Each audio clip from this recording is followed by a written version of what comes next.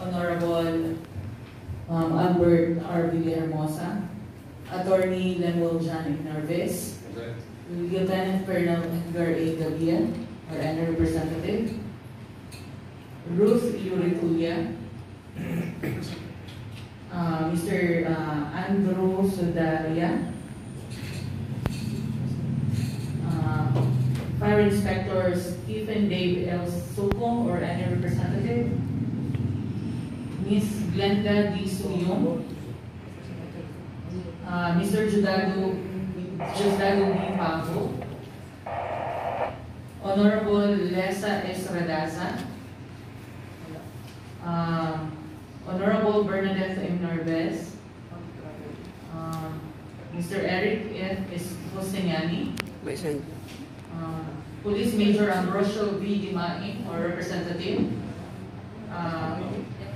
Mr. Neil Milvin Esplordiles, Mr. Leonard T. Habibio, Miss Elma P. Uha, okay. Dr. Ferman Joaquin Gavisan, Honorable Richard Benedict V. Ugario, Honorable Manuel M. Gavisan, Engineer Jose M. Vizcara, Catherine A. Fabular, Jessica Bolsol, Mr. Rinaldo Casinillo, and Representative Mr. Moises Marania. Mr. Raul J. Mercado, Mr. Antonio B. Splanaga, Honorable Cecil Sagredo, Mr. Romeo C. Fermano,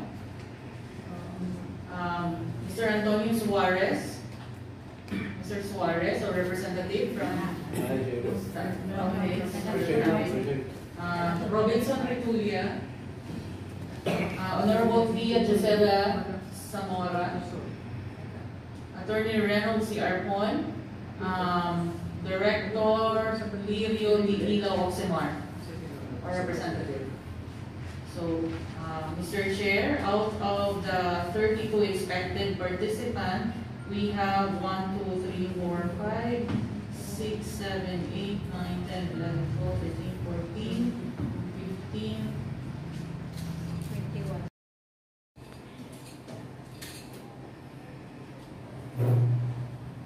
As a sequence of presentation, we have scheduled for 5.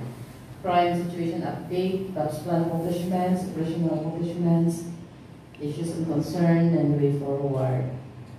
As for this our station profile, muna siya tanan ang atong personnel, mga restaurant, 2 officers, 32 unpaid CEOs, 2 effective kay nadiis sa province of sa Albuera, and natay 4 ka NUP, and good for us na naatay auxiliary nga 11.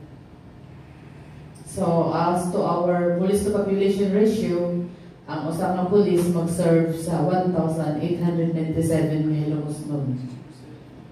So kung napaidagdag nga personnel, mas maayo. Considering we are already the first class municipality. Pero looking forward nga murag tagaan na talaghan. For our mobility, maghihapon ang atong patrol car, kasama motor